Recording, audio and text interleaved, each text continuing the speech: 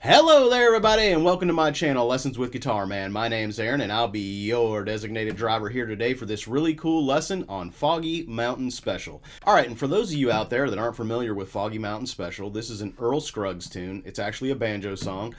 It's the first tune that I actually learned how to flat pick on the guitar a long time ago. I really like it because it's really happy, really snappy. The melody's really definitive and it's just very pleasing to listen to in my opinion. And when I was finally actually able to play this on the guitar in the very beginning of my flat picking journey, I was amazed at how cool you could make something sound with the flat picking type melody playing on the guitar. Just really cool to my ear, and I think it's something that everybody out there is going to get a whole lot out of. Alright, so what I basically did with this song is I played it in 3 different locations on the neck. I did an original one here playing pretty close to the melody in the open position. Then I came up here in like the 7th fret area and played more or less almost entirely open notes there, or mostly open notes there, I guess you could say. And then the third time around, I decided to go ahead and take a chord melody type simple break, you know, using almost a jazz type approach where instead of just playing notes where you go, you use chords. You know, that kind of thing. Real common in jazz playing, and I figured, you know, why not take that approach and apply it to the guitar and give you something fun, unique, and interesting to work on here. So let's go ahead and dive right in there and see what makes the Foggy Mountain Special work. All right, and so starting here on the pickup line, what we're basically going to have here is a 3-3, and that's pretty straightforward there. And so moving on to the first measure, what we're going to have here is a 3, open, 3, slide to 4, like that. So 3, open, 3, slide to 4. All right, and the second half of the measure is going to be an open, open, 2, open. And again, that's open, open, 2, open.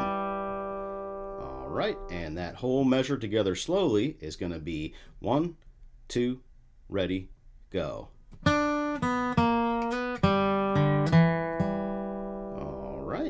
And moving on to measure number 2, what we're going to have here is an open, 2, open, 3, slide to 2, like that. And then followed by an open, 2, open. Up, up again. So you got a double upstroke there.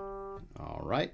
And that whole measure together slowly is going to sound like so. 1, 2, ready, go.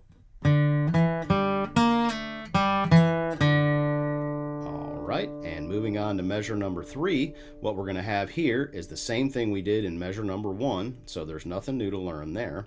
And moving on to measure number 4, what we're going to have here is an open, open, 2, open.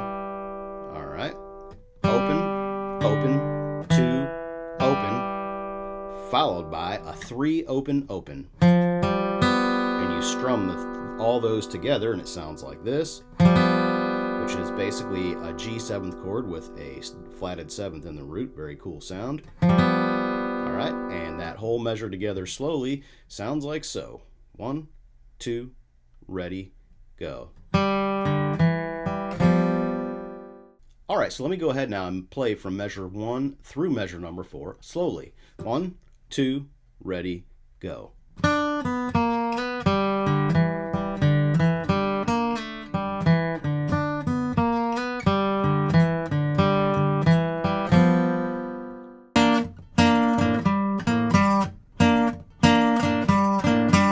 And if you feel like it, you could, at the very end there, instead of hitting that 10, you could hit an open D to make it sound exactly the same as this one, which would sound like so.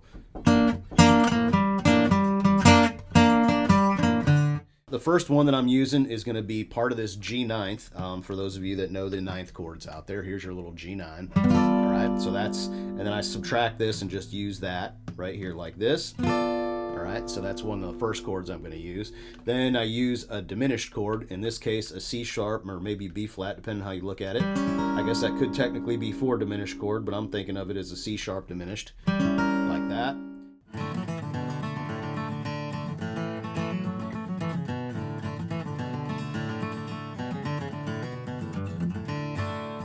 Alright, well that's a wrap on this tune. I hope you enjoyed that as much as I did. If you have any questions for me, feel free to send me an email listed below in the description. Don't forget to hit the like and subscribe button, and I'll be seeing you down the road.